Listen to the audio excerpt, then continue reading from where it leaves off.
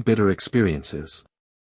That is why he spent tedious hours carving his message upon the clay. He had a real message for fellow sufferers. It is a message so important that after 5,000 years it has risen out of the ruins of Babylon, just as true and just as vital as the day it was buried.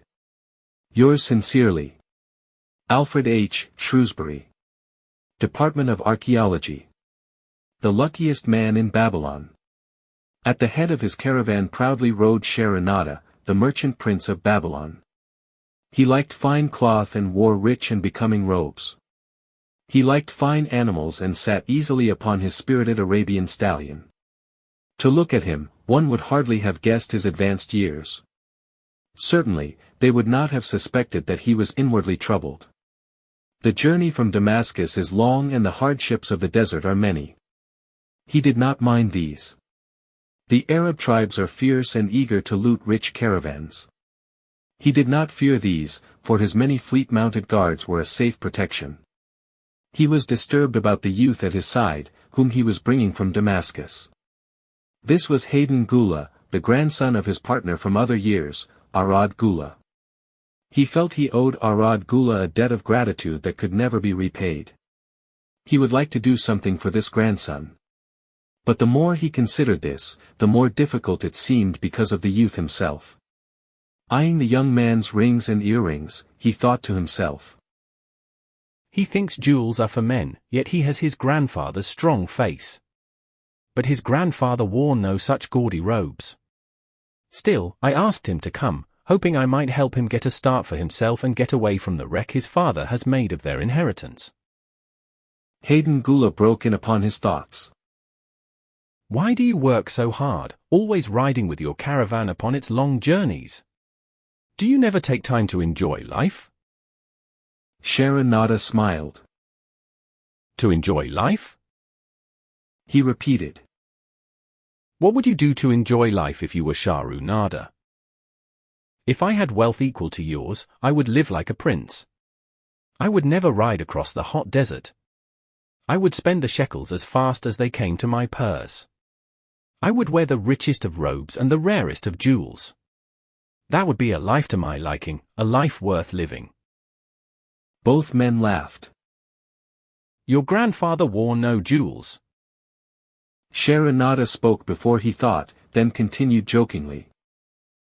Would you leave no time for work? Work was made for slaves. Hayden Gula responded. Sharonada bit his lip but made no reply. They rode in silence until the trail led them to the slope. Here he reined his mount and pointed to the green valley far away.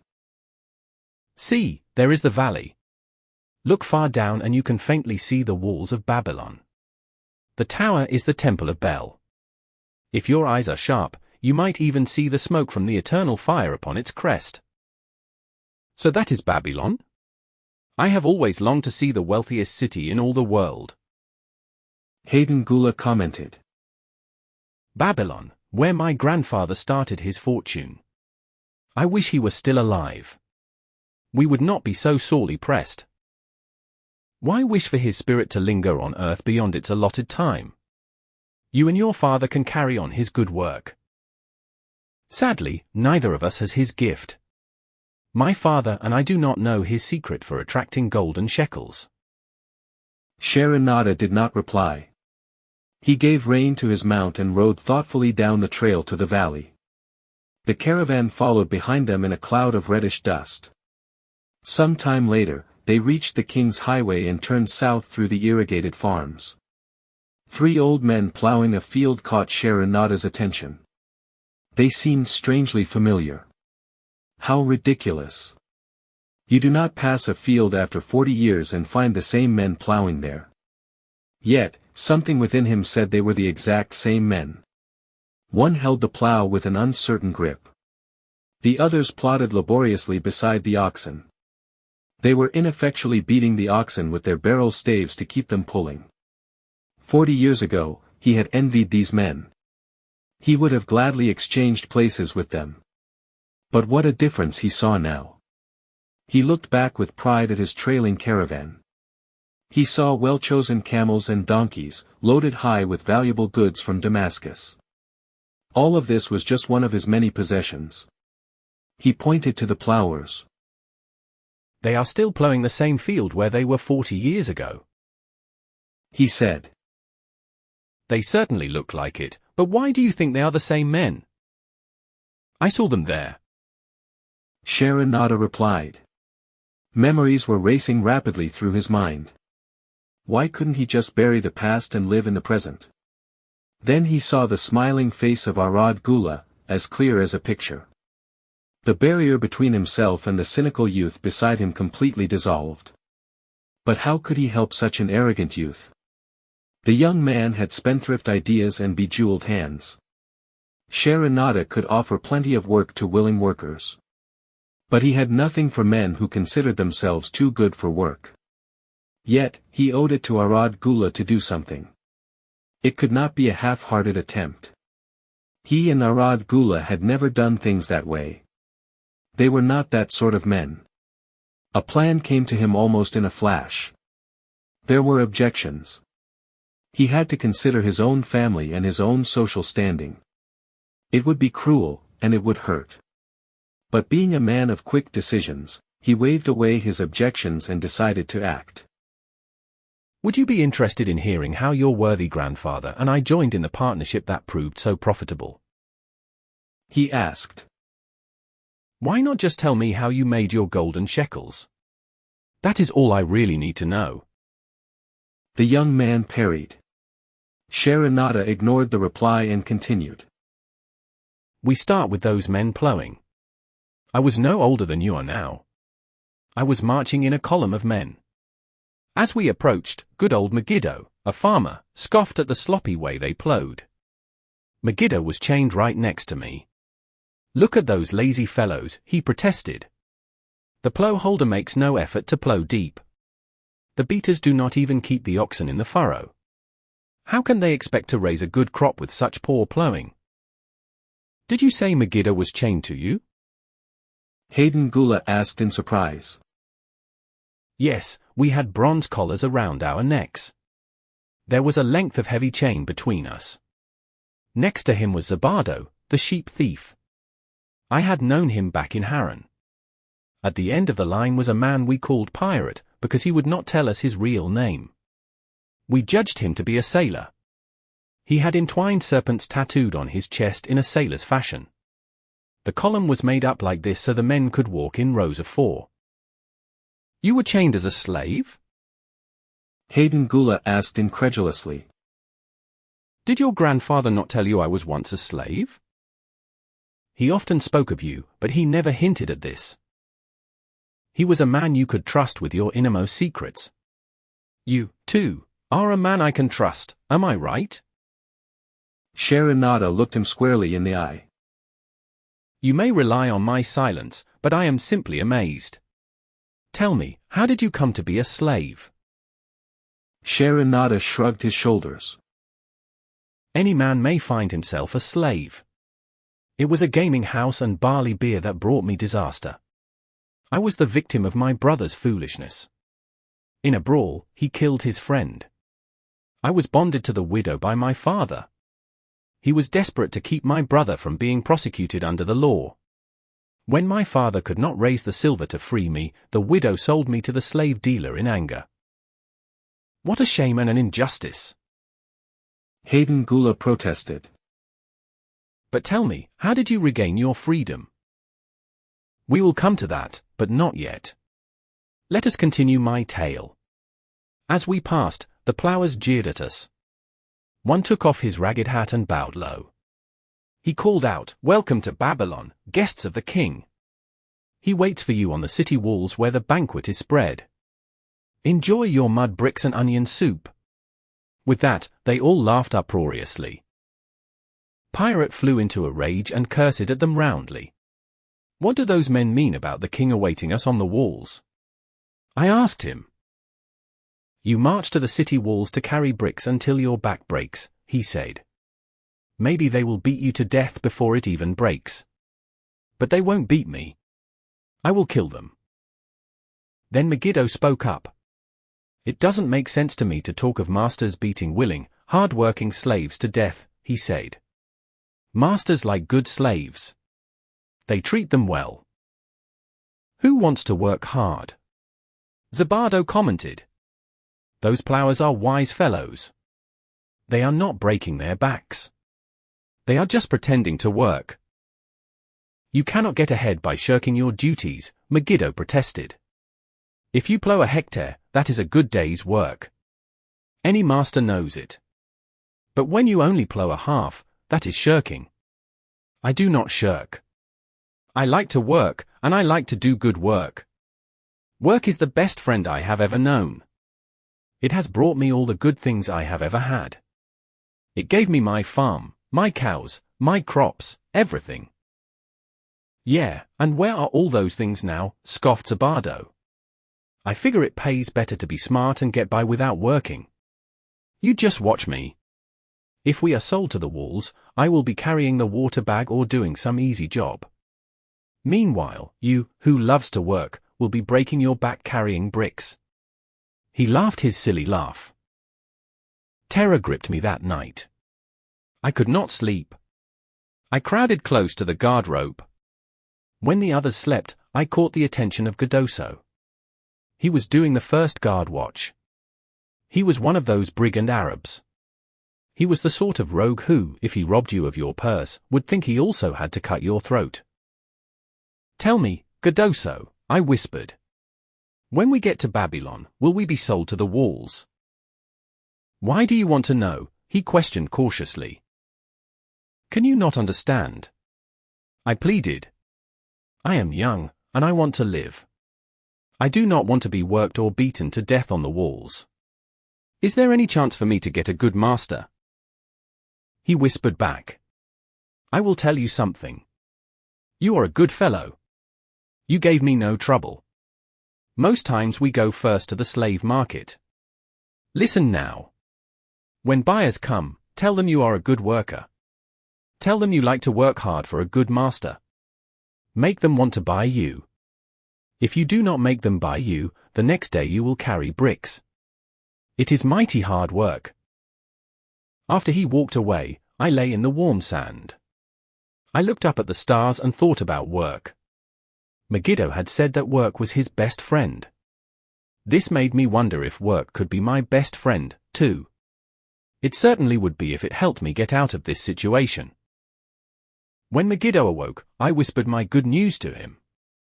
It was our one ray of hope as we marched toward Babylon. Late in the afternoon, we approached the walls. We could see the lines of men, looking just like black ants. They were climbing up and down the steep diagonal paths. As we drew closer, we were amazed at the thousands of men working. Some were digging in the moat. Others mixed the dirt into mud bricks. The greatest number of men were carrying the bricks in large baskets. They carried them up those steep trails to the masons. Overseers cursed the slow workers. They cracked bullwhips over the backs of those who failed to keep in line. Poor, worn-out fellows staggered and fell beneath their heavy baskets. They were unable to rise again. If the lash failed to bring them to their feet, they were pushed to the side of the paths. They were left writhing in agony. Soon they would be dragged down to join other broken bodies beside the roadway, awaiting unmarked graves. As I beheld the ghastly sight, I shuddered. So this was what awaited my father's son if he failed at the slave market. The famous works of ancient Babylon, its walls, temples, hanging gardens, and great canals, were built by slave labor. These slaves were mainly prisoners of war, which explains the inhuman treatment they received. This force of workmen also included many citizens of Babylon and its provinces. They had been sold into slavery because of crimes or financial troubles. It was a common custom for men to put themselves, their wives, or their children up as a bond. This guaranteed the payment of loans, legal judgments, or other obligations. In case of default, those who were bonded were sold into slavery. Cardoso had been right. We were taken through the gates of the city to the slave prison. The next morning, we were marched to the pens in the market. Here, the rest of the men huddled in fear. Only the whips of our guards could keep them moving so the buyers could examine them. Megiddo and I eagerly talked to every man who permitted us to speak to him. The slave dealer brought soldiers from the king's guard. They shackled Pirate and brutally beat him when he protested. As they led him away, I actually felt sorry for him. Megiddo felt that we would soon be separated. When no buyers were near, he spoke to me earnestly. He wanted to impress upon me how valuable work would be to my future. Some men hate work, he told me. They make it their enemy. It is better to treat it like a friend. Make yourself like it. Do not mind if it is hard. If you think about the beautiful house you are building, who cares if the beams are heavy? Who cares if it is a long walk to the well to carry water for the plaster? Promise me, boy. If you get a master, work for him as hard as you can. If he does not appreciate all that you do, never mind. Remember that work well done does good for the man who does it. It makes him a better man. He stopped speaking as a burly farmer came to the enclosure and looked at us critically. Megiddo asked about his farm and his crops. He soon convinced the farmer that he would be a valuable worker.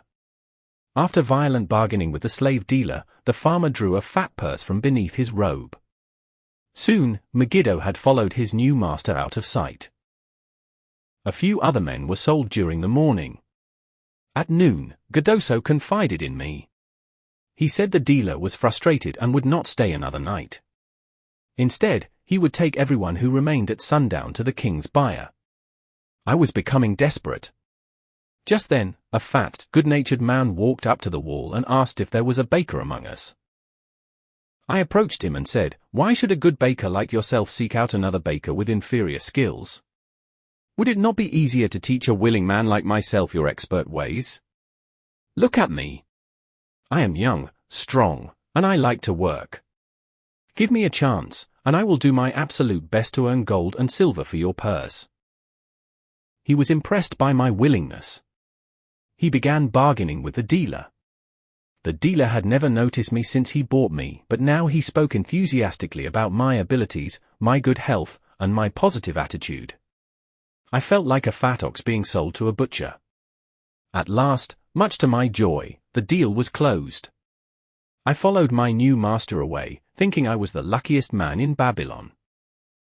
My new home was much to my liking. My master, Nananade, taught me how to grind the barley in the stone bowl that stood in the courtyard. He showed me how to build the fire in the oven. He then taught me how to grind the sesame flour very fine for the honey cakes. I had a couch in the shed where his grain was stored. The old slave housekeeper, Swasti, fed me well. She was very pleased with the way I helped her with the heavy tasks. Here was the chance I had longed for. I could finally make myself valuable to my master and, I hoped, find a way to earn my freedom. I asked Nanane to show me how to knead the bread and bake it.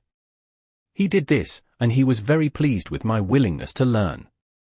Later, when I could do this well, I asked him to teach me how to make the honey cakes.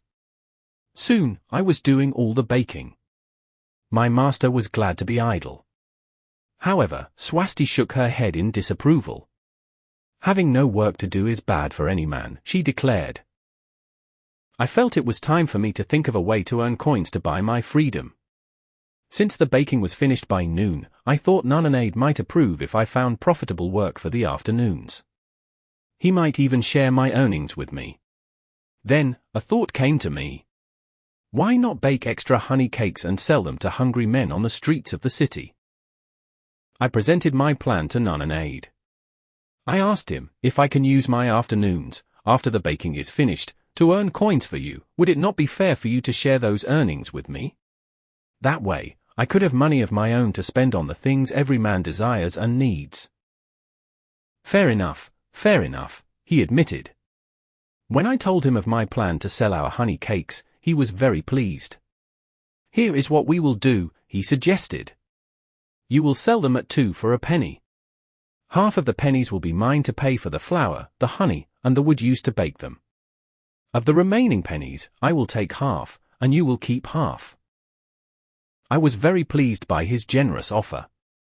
I was allowed to keep 1/4 of my total sales for myself. That night, I worked late to build a tray to display the cakes. Nunnanade gave me one of his worn robes so that I might look presentable. Swasti helped me patch it up and wash it clean. The next day, I baked an extra supply of honey cakes. They looked brown and tempting on the tray as I walked down the street, loudly calling out my wares. At first, no one seemed interested, and I became discouraged. I kept going, though. Later in the afternoon, as men became hungry, the cakes began to sell.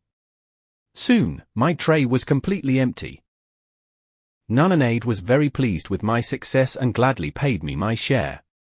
I was delighted to own pennies of my own. Megiddo had been right when he said a master appreciated good work from his slaves. That night, I was so excited over my success that I could hardly sleep. I tried to calculate how much I could earn in a single year, and how many years it would take to buy my freedom.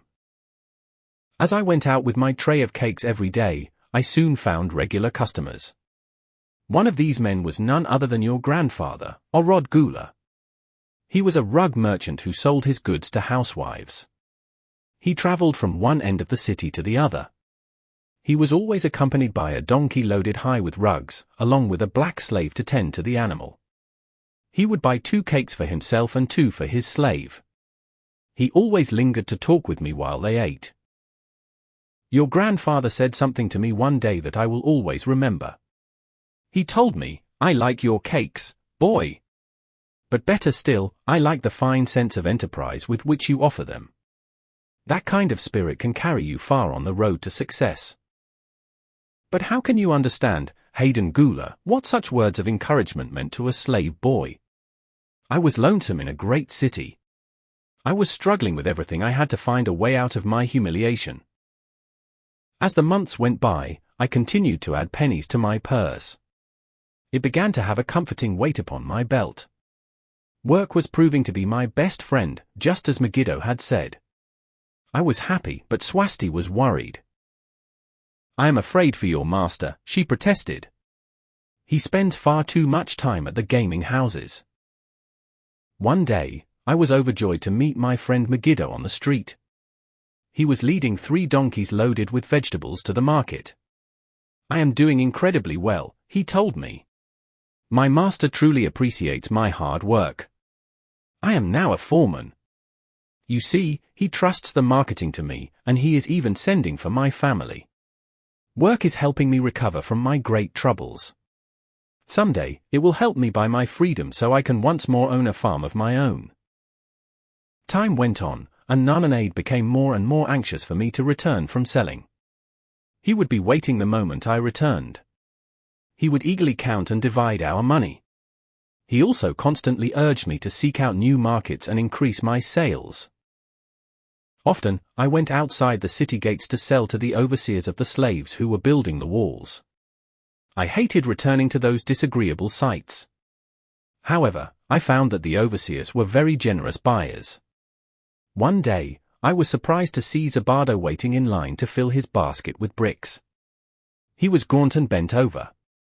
His back was covered in welts and sores from the overseer's whips. I felt sorry for him.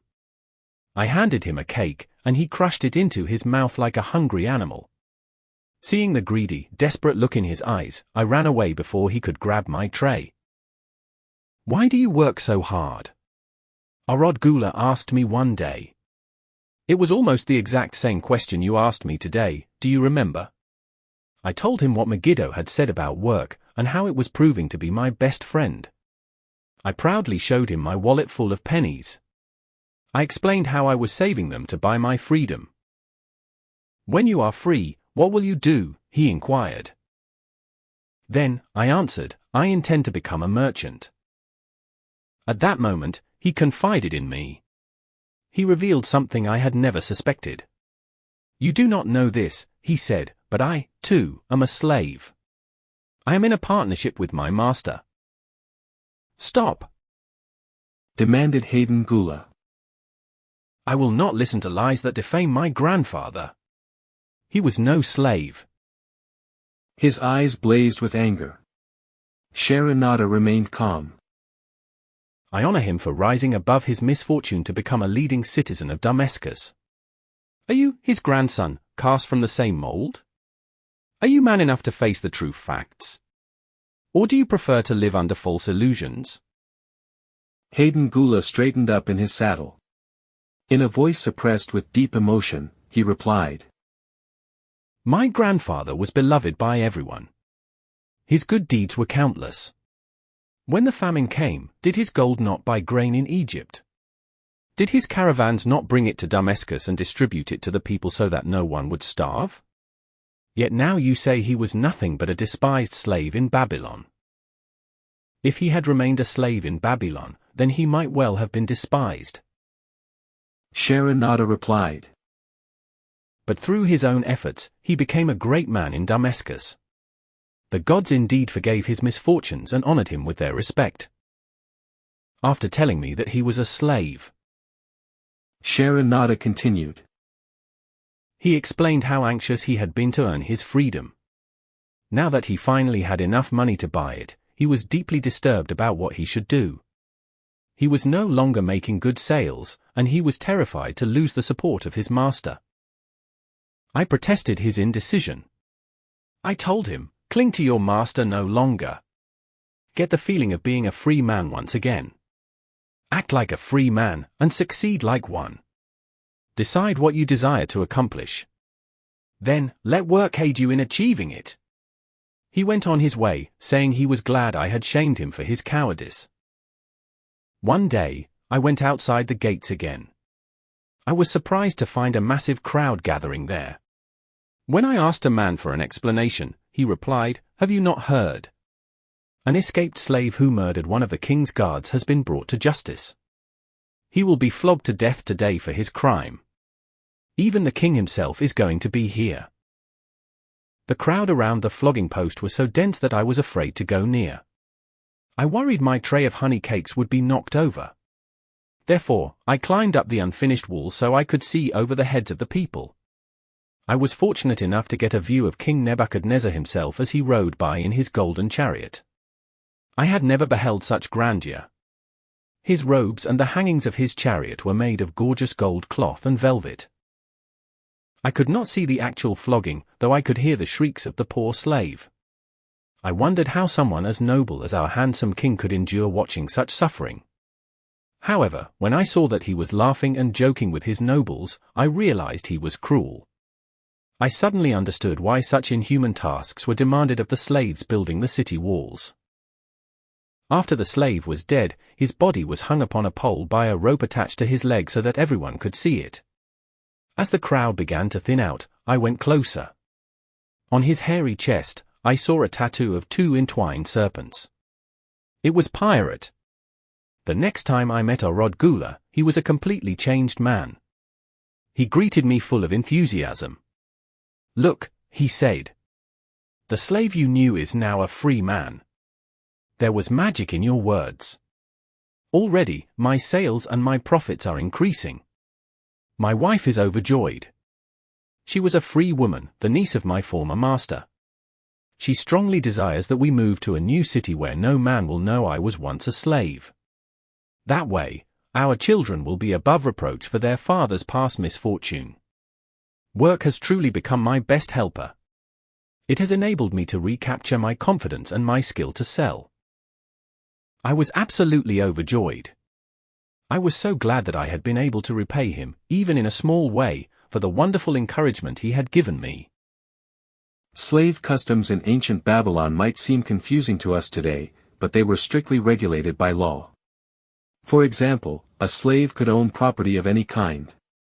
They could even own other slaves, and their master had no claim over them.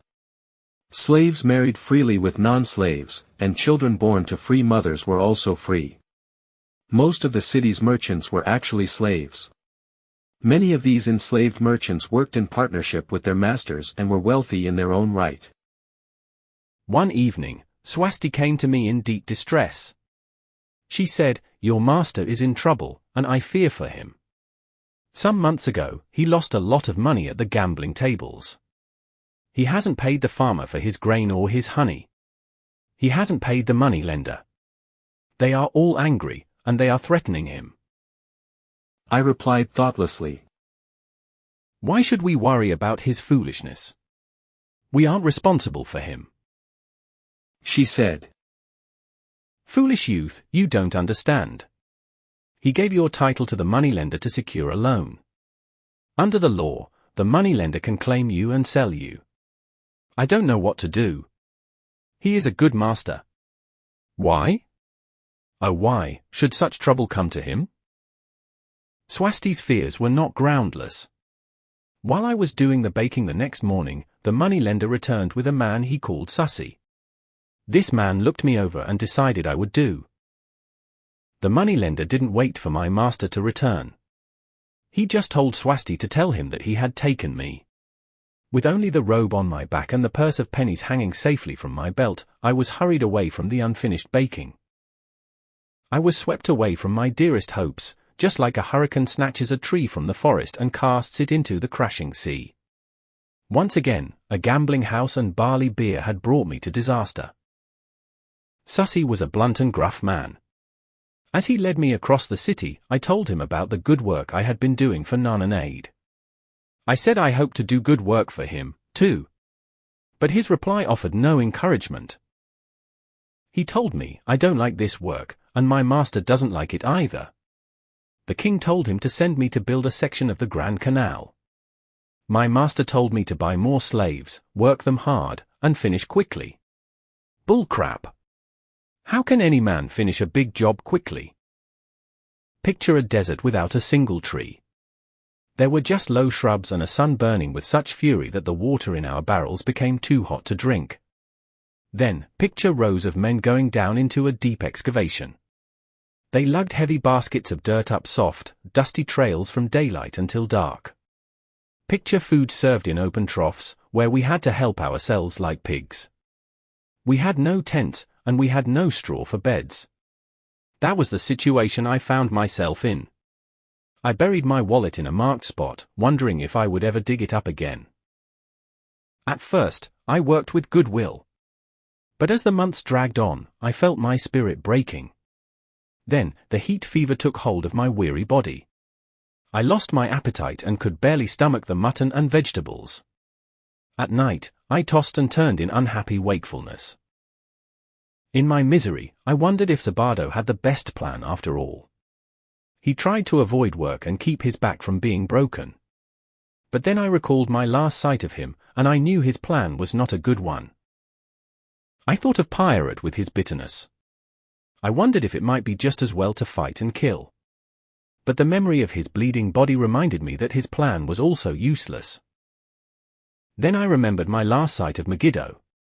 His hands were deeply calloused from hard work, but his heart was light, and there was happiness on his face. His was the best plan. Yet, I was just as willing to work as Megiddo. He couldn't have worked harder than me. So why didn't my work bring me happiness and success? Was it really work that brought Megiddo happiness, or were happiness and success simply left up to the gods?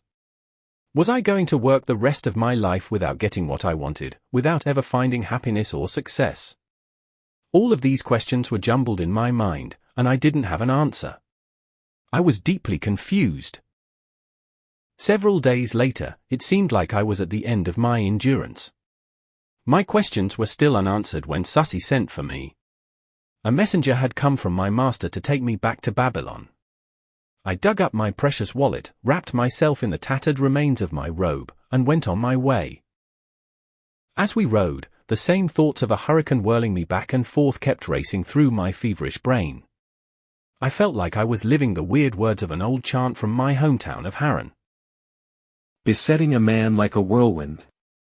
Driving him like a storm. Whose course no one can follow. Whose destiny no one can foretell.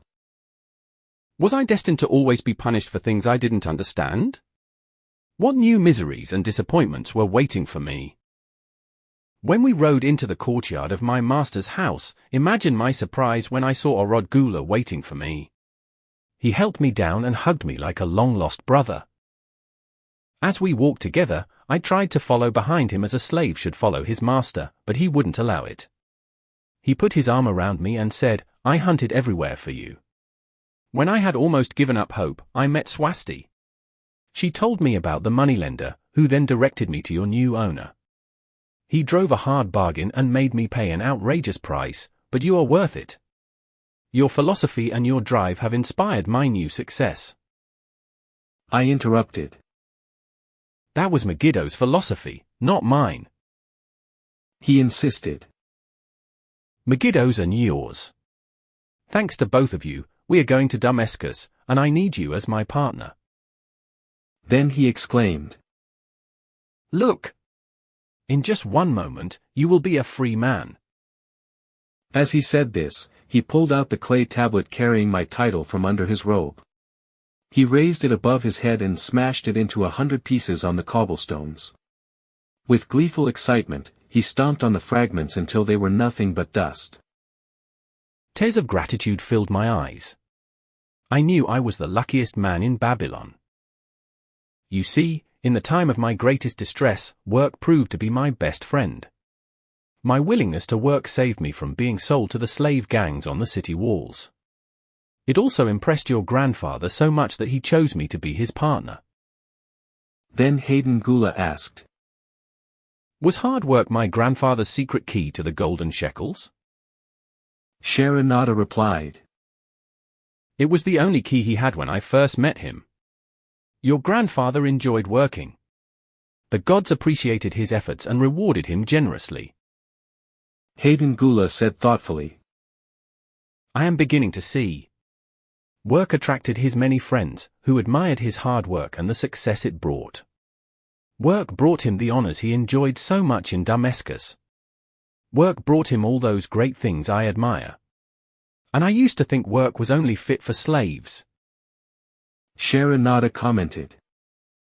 Life is rich with many pleasures for men to enjoy. Each has its place. I am very glad that work is not just reserved for slaves. If that were the case, I would be deprived of my greatest pleasure. I enjoy many things in life, but nothing takes the place of hard work. Sharanada and Hayden Gula rode in the shadows of the towering walls, straight up to the massive bronze gates of Babylon. As they approached, the gate guards jumped to attention and respectfully saluted an honored citizen. With his head held high, Sharanada led the long caravan through the gates and up the streets of the city. Hayden Gula confided in him. I have always hoped to become a man like my grandfather.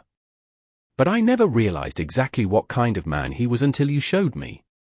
Now that I understand, I admire him all the more, and I am determined to be like him.